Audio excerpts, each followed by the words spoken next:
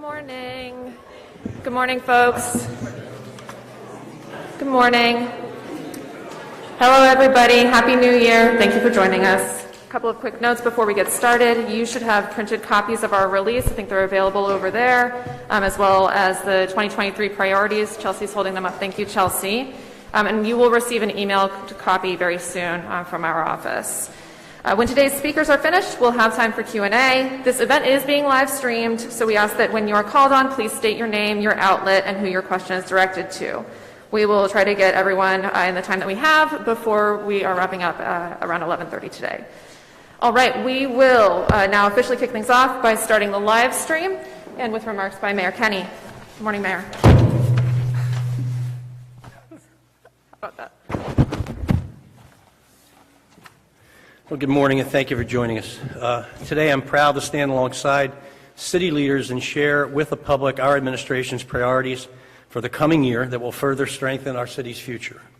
For the past 7 years, our administration has endeavored every day to deliver on our promises and to tackle the city's most daunting challenges, and our work will continue to my very last day as mayor.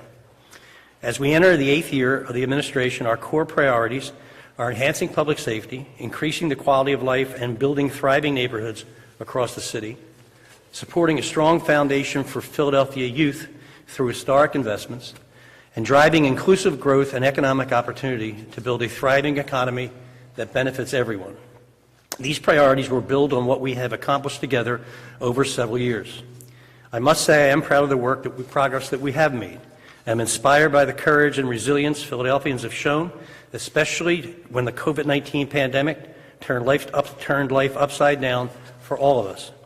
And I'm encouraged by the people at the heart of what we do, the residents who serve their city as City of Philadelphia employees.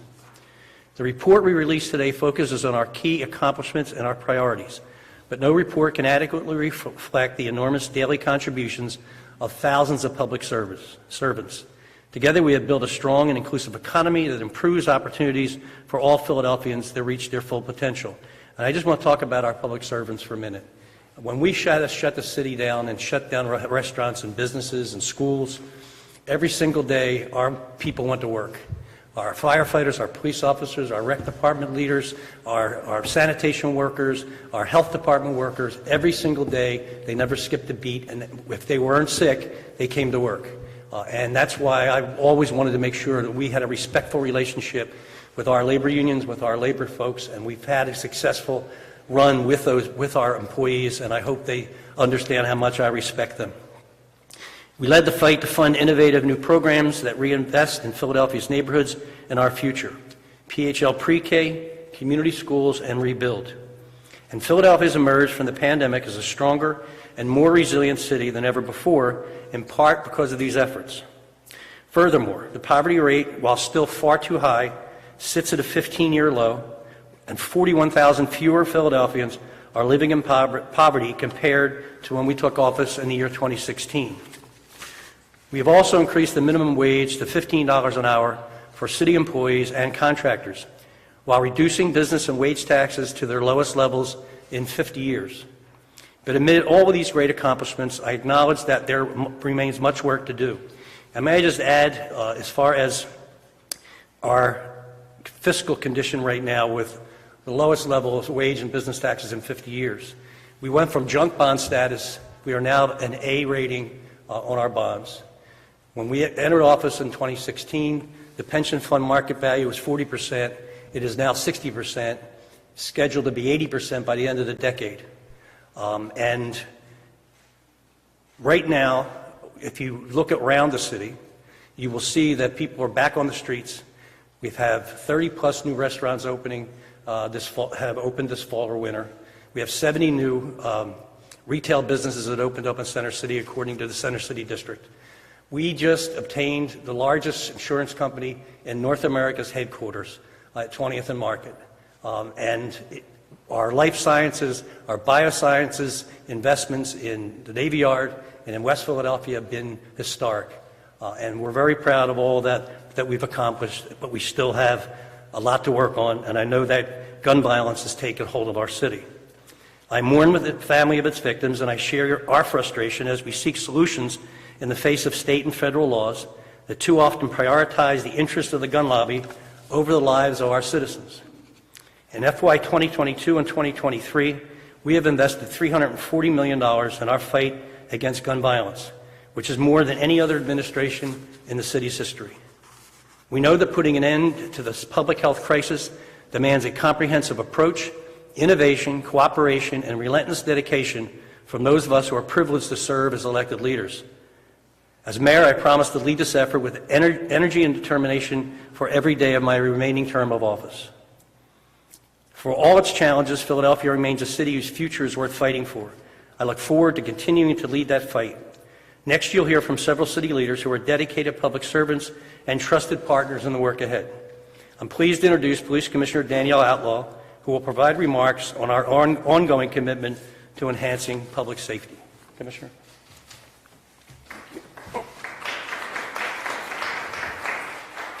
Good morning.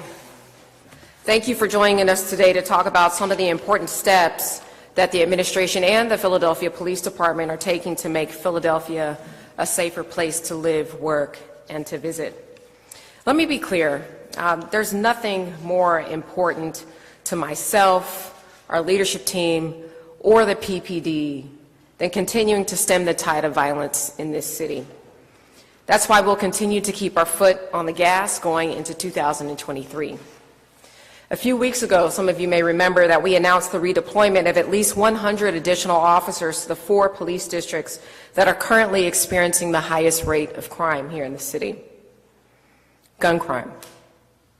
This redeployment of officers, which began on Monday, this past Monday, is coupled with a recently completed realignment of our Operation Pinpoint grids.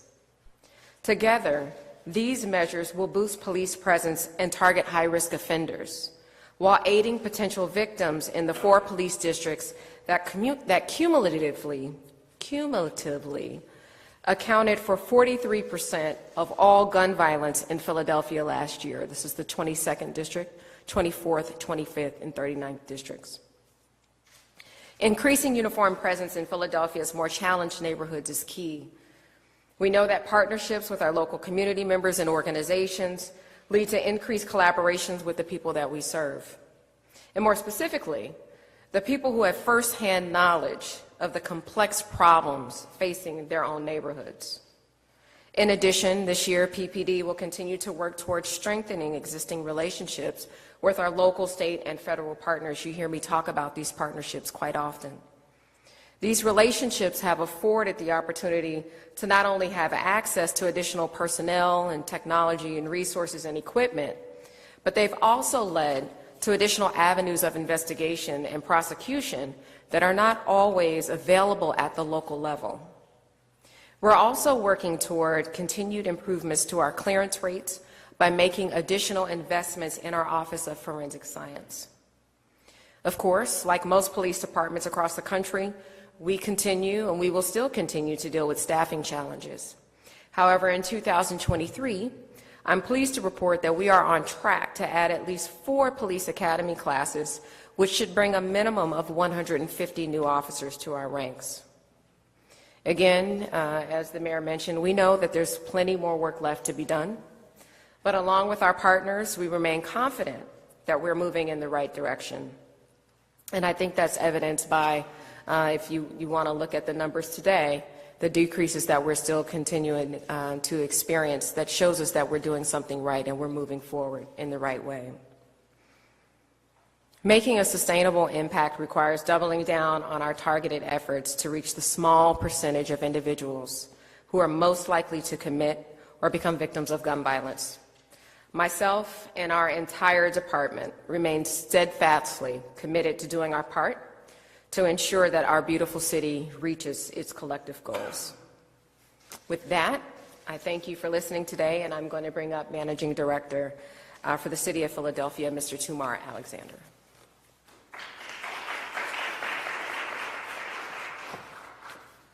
Good morning, everyone. Thank you, Commissioner Outlaw. As we continue to enhance public safety throughout Philadelphia, we will continue to prioritize building thriving neighborhoods and enhancing quality of life for all residents. Reinvesting in neighborhoods and improvements is the cornerstone of this administration This work is around us in our daily lives. For example, it's in the parks and recreation centers we've renovated through rebuild. It's in tens of thousands of housing repairs. It's in the almost completed bike share network with new miles of bike lanes added each year. It's in the relaunch of street sweeping all across the city, and reimagine and renovated roads across the city. Neighborhoods drive when neighbors can drive. That's why we focused on reducing homelessness by 22% since 2018. We've launched the opioid response unit to save lives and rejuvenate communities impacted. We've installed the city's first neighborhood slow zones near 2 elementary schools to keep young people safe from motorists, and we funded nationally recognized eviction diversion programs and prevention initiatives to help Philadelphians stay in their homes. For the final year of this administration, we will continue to focus on efforts on bringing more transformation and stability to neighborhoods and homes all across the city. At the end of this year, 80% of low-income families will live within a mile of a renovated recreation center, library, or playground, thanks to rebuild. We will address the urgent needs of vulnerable people by connecting 1,000 unsheltered people to housing, using funding from the National Opioid Settlement. We would also use that funding to expand treatment, outreach, public safety, and community development in areas hit hardest by the overdose and gun violence crises. And we will embrace the unprecedented opportunity presented by the federal bipartisan infrastructure law to transform neighborhoods, improve our local infrastructure, and support the growth and leadership of Black and brown businesses in our region. Driving starts at home, and ensuring housing stability and opportunities for residents is crucial to our success. I now invite Ann Fadula, the city's Director of Planning and Development, to speak to our Housing Action Plan and related goals for this year.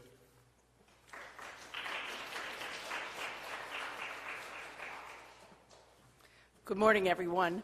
I first want to say that I stand here proud and humbled to be joined by my colleagues as we talk about the work we're going to collectively continue to do to move this city forward.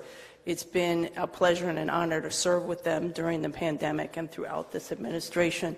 So thank you very much to all of you. We know our greatest resource is our residents. And we know that safe, affordable housing is essential for their safety, health, and economic stability. Every resident deserves to live in a quality neighborhood. Unfortunately, our nation is in the midst of a long-standing housing crisis, and federal resources to address this crisis have dwindled significantly. However, we are not letting that fact stop us here in Philadelphia. Mayor Kenney has made unprecedented local investments in housing and spearheaded the development of a housing action plan which promotes the development and preservation of housing at all levels of affordability. Since 2018, when the action plan was released, our city has preserved and produced more than 48,000 housing units. In addition, over 46,000 households received $300 million in rent assistance during the pandemic. We are not stopping now. Far from it. Over the next year, Philadelphia will invest $184 million in housing and neighborhood services. We will help 900 families afford their first homes and build and create wealth. We will make 4,500 major home repairs and modifications that make it possible for seniors and people living with disabilities to stay safe and independent in their homes. We will produce 2,000 units of permanent affordable housing. We will support at-risk tenants and small landlords by preventing evictions. We will not stop until every household in Philadelphia is affordably and safely housed. I'd now like to introduce Vanessa Garrett-Hartley, the city's Deputy Mayor for Children and Families. Thank you.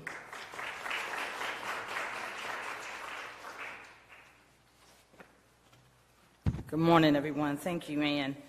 I'm pleased to discuss the mayor's priorities in investing in future generations.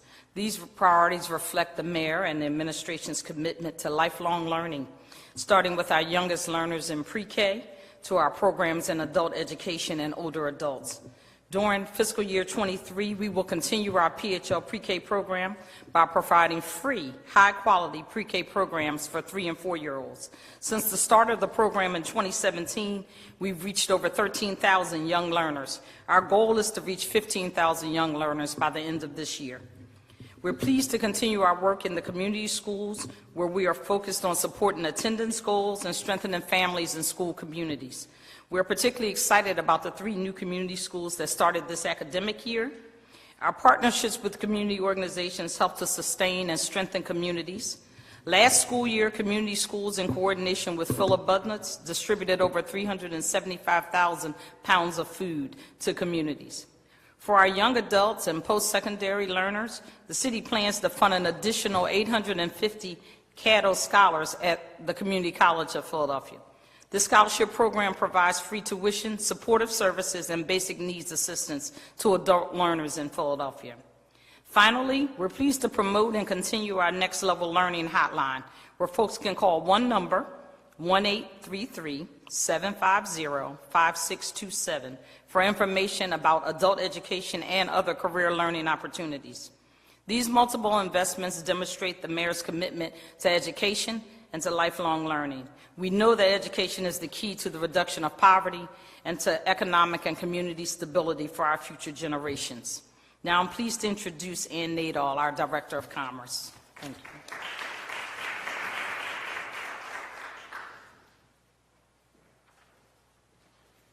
Good morning, everyone, and thank you, Vanessa. It is an honor to join city leaders and Mayor Kenney to share the administration's vital priorities for the coming year that will strengthen the city's future.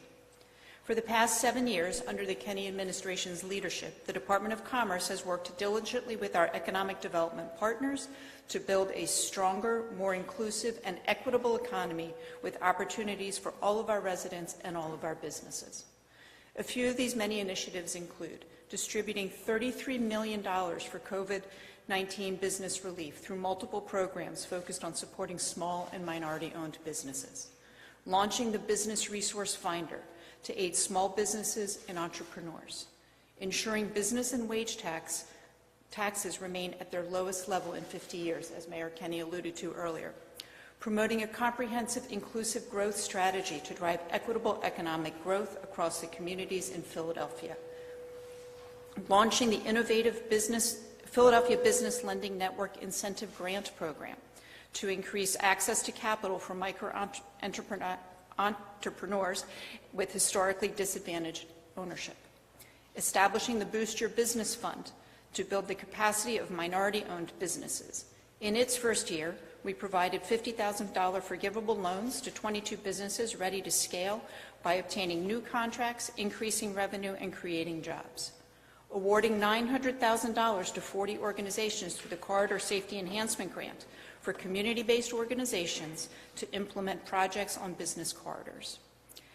And standing up the Philadelphia Taking Care of Business, or TCB, Clean Corridors program, expanding the commercial corridor cleaning efforts and creating jobs. Since its inception, that program has gone from supporting 49 commercial corridors to 85. Looking forward to the year ahead, we will continue to focus on driving inclusive growth and economic opportunity to build a thriving economy that benefits everybody. We will do that by the following: continuing wage and business tax reductions, building on the success of the Inclusive Growth Coalition, partnering with civic and private sectors to supercharge our ongoing efforts to grow wealth in Black and brown communities through diverse business opportunities in support of the bipartisan infrastructure law, continuing to work with the partners at all of our chambers of commerce and across academia, banking, and government to maintain the impressive growth in the life sciences and gene and cell therapy sectors, where our region has become an international leader. Continuing to work with our partners to promote Philadelphia as a destination to visit, live, and open a business.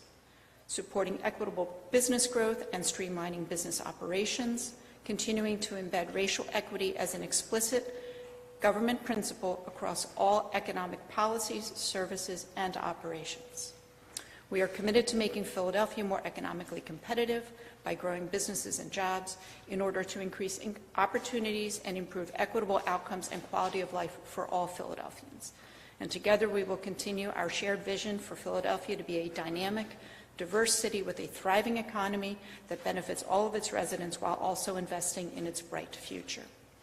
And finally, to Mayor Kenney, thank you for your leadership, compassion, and dedication to helping all Philadelphians and all of our businesses reach their fullest potential through our shared values of equity and opportunity. Thank you.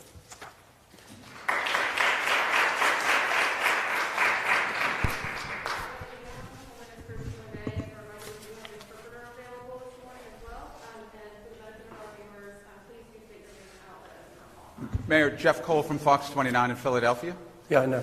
I just wanted to make sure you knew. Yes, I do. Mayor, in July you indicated that you were looking forward to the day when you did not do this job. Right. Later you said that you misspoke. Do you believe, are you concerned that the public believes that you're not all that engaged, that you're no longer particularly interested, and this is a pushback against that perception? No, not at all. We just want to make sure that people understand that even though this is the last year, we're continuing to make investments as we did in the first term and in the last 3 years. Part of the problem that we had to deal with in the first 2 years of this term is that we were kind of had pay our attention to many other things, including the pandemic and the civil unrest, police reform, Donald Trump as president. There was lots of things that were going on in the last 2+ years that kind of diverted some of our attention to many of the core things we want to do. We want to just make sure people understand we're still dedicated to the core things we've been doing, and we'll continue doing it till the end of 2023. Are you still engaged? Absolutely. Do you still want this thing? After July 4th, I went to work the next day, and the day after, and the day after that, and the day after that, and I've been working ever since, and will continue working until my last day in office. I love being mayor. That night was not a pleasant evening, and we had a difficult situation, and that should be the end of it. And if that's the only thing that you raise over 7 years of this administration, then I think we're probably doing a pretty good job. Are you concerned that gun violence and the number of people who've been killed in the city by guns during the time you're here will overwhelm your legacy no matter what happens? My legacy is not for me to determine; it's for history to determine. And I think there's many. This is a difficult situation and something I wish would never happen. That we weren't in this situation. But I think that the things that we've done are long-lasting and will have a long-lasting effect. And let my legacy be judged, however it's judged. Yes. I'm sorry. You're with.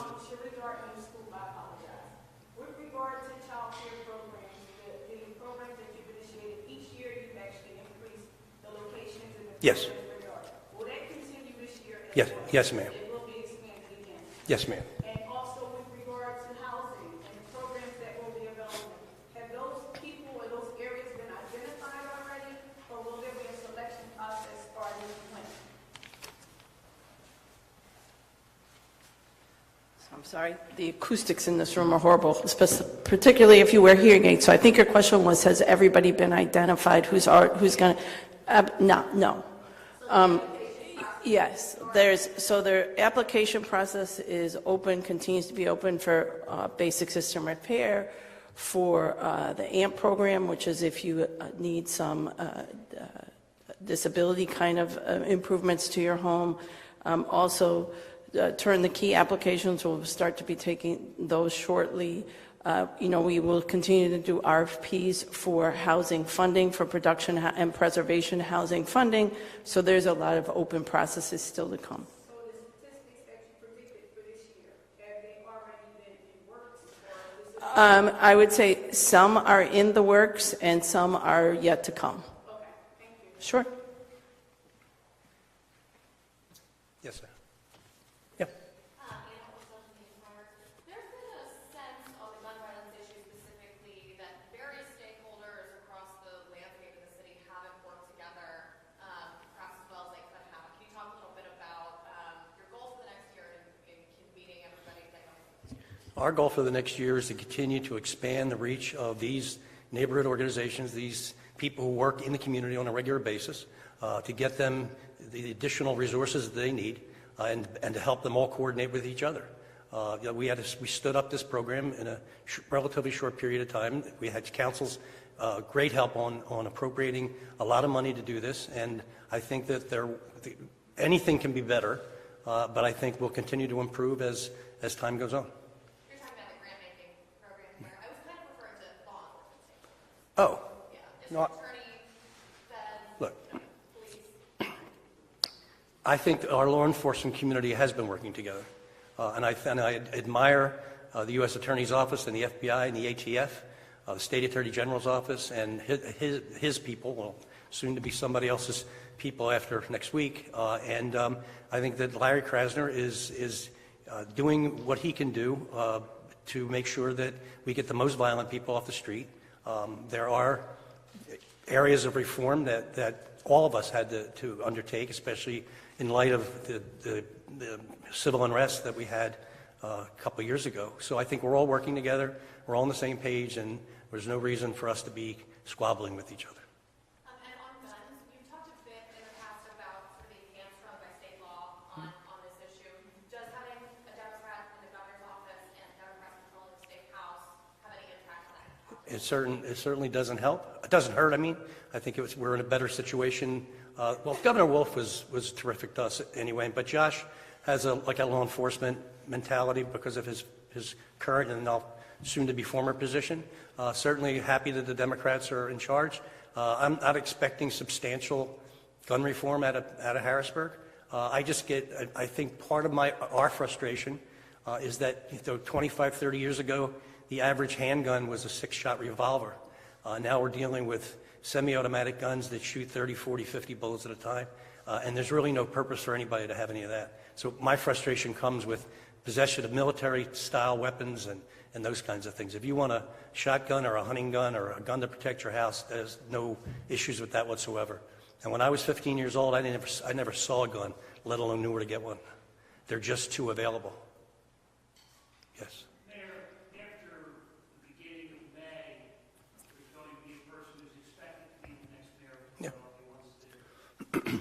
How do you feel you're going to be able to carry through with things once somebody takes over in the sense? Whoever wins the primary will most likely become mayor. We are now setting up a system of transition to help those campaigns get the information that they need in a fair and equitable way. Whoever gets elected mayor, I'm committed to making sure that the transition is smooth. And I do believe that programs like the beverage tax and the programs that it funds are too popular not the tax itself, but the programs it funds. They're very popular with people, and I think it's going to be a hard time for anybody to reverse that, and I don't think council would go along with it anyway. That remains to be seen. But my commitment is to work with whoever the next mayor is to make sure that there's a smooth transition, because the problems that we're facing today will not be solved just in this year, and we're going to have to help him or her move forward. How hard is it going to be for you to get a budget through this year? My relationship with the council president, I think, and it's one of the other things I'm very proud of. We had a good relationship with council it's going to be for 2 full terms. He has been a pleasure to work with. When we disagree privately and we work it out.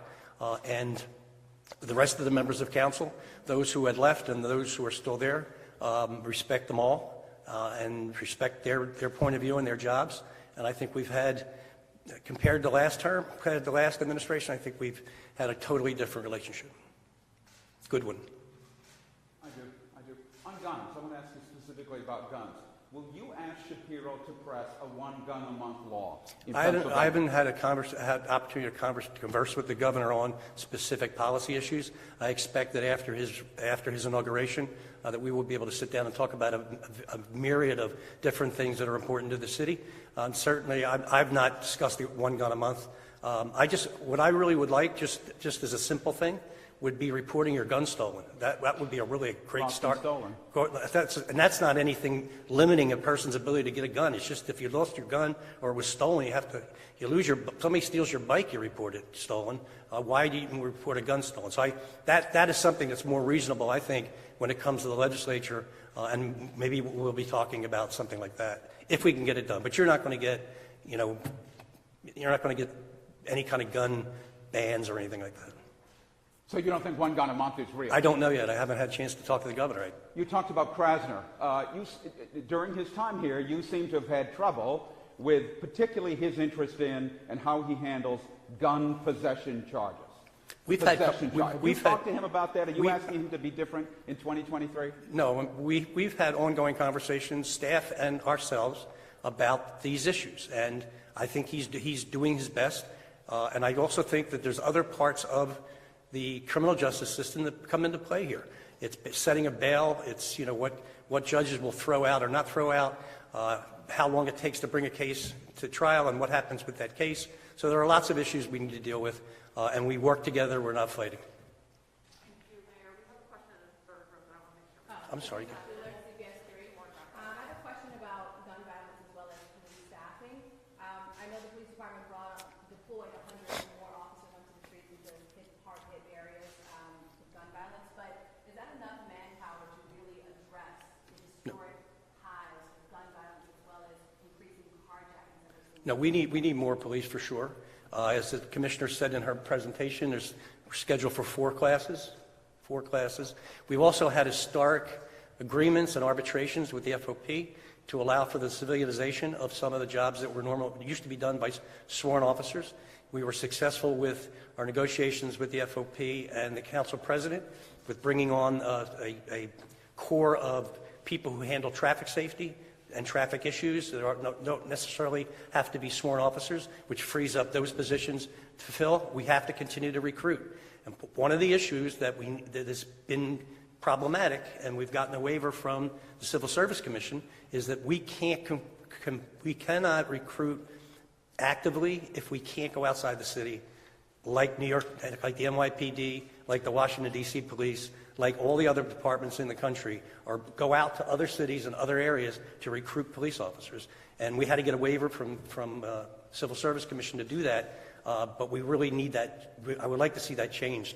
You can't go to college campuses around the country. You can't go to military bases. You can't go to HBCUs. You can't go to anywhere if the person doesn't have an address in the city for a full year before we offer them a job. And that not only the police department, but that's every job in the city of Philadelphia. We need to be able to extend our reach and bring new families in to live in the city. Has the police department recruited in other cities since that waiver took effect? I don't know. Have we actively spent money outside of the city? No. We are still heavily focusing on trying to get Philadelphia residents, but also at the same time trying to do the best to message that there is a waiver in place and that the residency requirement is not in play at this time. Commissioner, while you're up there, 150 police officers through the academy. How many are retiring this year? You know, I don't have the exact number, but I think that's a really good question in that, you know, we can't get people in fast enough because people are either retiring, we're retreating. The good news is that the number of people that we've seen out on long-term injury or, you know, IOD, those numbers are slowly decreasing over time. But remember, there was, I don't want to call it a hiring freeze, but when 2020 hit, we weren't hiring at all. So at some point, you know, and even before I got here, I'll give a little bit of context. I mentioned 4 academy classes, right, in this upcoming year, maybe 150 coming out. Prior to my arrival here, we would get we're funded for 100 people a class. So in previous years, we would maybe say 400 people we were anticipating. So imagine not hiring at all for about a year, not having any academy classes. Then you have people attrit. It's a constant game of trying to play catch up. So I'm hoping that, again, as you know, looking forward into the new year, that we make ourselves more competitive. Again, the lifting or at least the waiver for the residency requirement was helpful, but we're going to have to continue to do things to look inward to make ourselves not only an employer of choice amongst those who still want to go on law enforcement, but look at how we're incentivizing those to come to the police department here in Philadelphia rather than other agencies.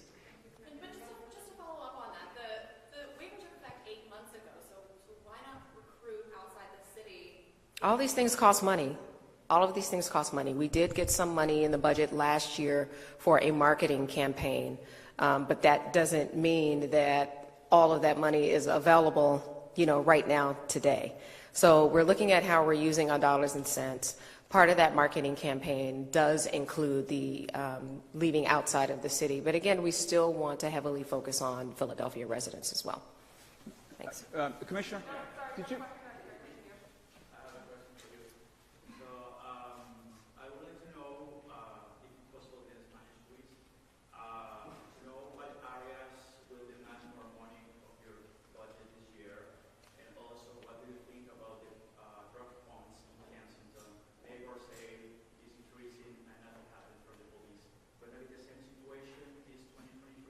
I didn't catch the whole question. I'm sorry. Can you repeat that one more time? I would like to know about drug points in Kensington, and neighbors say that it's not improving, and, pardon, ¿puede repetir? Sorry? ¿Puede repetir? Okay, what areas will demand more money in your budget this year? And also, what do you think about the drug points in Kensington? Because neighbors say are increasing and nothing happening from the police, and they are demanding more action this 2023. So as far as the budget goes, I mean, obviously, we're still in budget talks. We haven't finalized anything. A lot of our asks moving forward is around technology. Crime has changed. We have to adapt with the, the changing nature of how crimes are committed.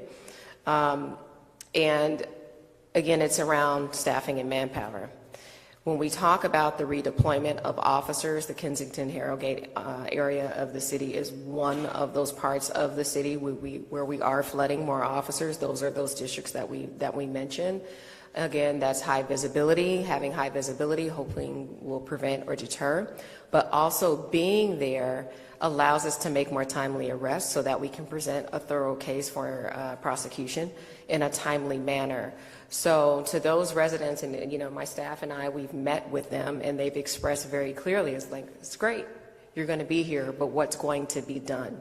So to the point that was made earlier, it not only requires even more collaboration to ensure that these cases are moving along once arrests are made in a timely manner, but it's going to require enhanced communication, specifically in these areas. It's going to require an enhanced understanding of why we're prioritizing these areas so that in other agencies they also prioritize, and then also ensuring that, Frank's people, DC Venor's people, our detectives are prioritizing these cases as well. So this is a full-fledged effort to not just prioritize so that we have a cop on the street, but to ensure that later on down the road, everyone's on the same page to understand the urgency behind what's going on in the Kensington area, and then also those other districts that have been heavily impacted by gun violence.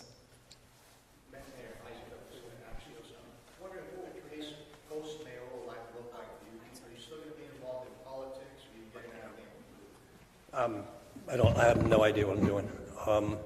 I enjoy children, and I taught for a long time at Penn. Don't know if that's something in my future, but I really would like to do something with kids. I think that giving children the opportunity to have experiences that they would never normally have changes their trajectory of their life. I remember when I was, this is a little bit of a story, but when I was a freshman in high school at St. Joe's Prep, they took us to the Walnut Street Theater to see the Alvin Ailey Dance Company. And my parents probably would have never taken me to see that particular event, but at the event was a soloist named Judith Jameson. And she danced a solo piece, and it was the most, she looked like she was 6'7". I never saw anybody move like that so beautifully, and it was a life-changing experience for me. It's nice that Judith lives in Philadelphia still. But that's 1972, 73, and I still remember the impact that had on me. If we could do something maybe in my next life to get kids from neighborhoods around the city into those type of experiences, you don't know what it's going to do to change them, how they're going to look at things differently when we're in a museum or in a live performance or have the opportunity to do things that they normally wouldn't do. So that's kind of what I'm looking at now. I don't know how that would take shape, but I really would like to do something with kids because kids are very rewarding. Politics isn't always that rewarding, but children are always rewarding. Are you done with elective politics? What? No, I'm not even there. I'm not looking. I'm not out beating the pavement for a job. I got a job to do between now and December of 2023. Are you done with elective politics? Yeah, I don't know, but probably. I'll be 65. I mean, I might.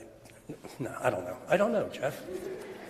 You got a lot of questions, Jeff, don't you? Could you be convinced to run again for something else? I don't know. I haven't really thought about it. I didn't think about running for this job until 100 days out of 2015, 100 days out of the primary. So I don't know. That's really what I'm passionate about, what I care about, are those little babies, are those kids. We went to a pre-K 3 weeks ago, and it was very interesting pre-K because it was centered on STEM, on science, technology, engineering, and math, and these are 3- and 4-year-olds. And what was interesting was they all had their own lab coat. So they would go in and they put their lab coat on to do experiments. And I asked the woman who owns the pre-K, have you been to the Franklin Institute or to the Academy of Natural Sciences? She said, no, we don't really have the money for those kinds of trips. That's the kind of thing I would like to fund to get those kids that experience. We have one last question here, and then we have to wrap up. Thank you, everybody, for being here. Should we go in the school? Yeah. While you were talking about kids, I actually had a question for Danielle about bottles, but I'll tie them two together. I often say that I have a 16-year-old. We're talking about the younger kids, but we also have middle-aged kids who are legal survivors in the city. In your last year, are there things that you can even think about putting in position so that they can carry on and we can work with the next administration to make things better for those kids? Yeah, I mean, the example I gave this gentleman here was I was a freshman when I had that experience. I was 15 years old when I had that experience. The continued improvement of our recreation centers, our libraries, and our parks, the continued interaction with people on the ground with lived experiences and moms who have lost their own children, to really have conversation with these young men as to where their lives should be going and not where some of them are going.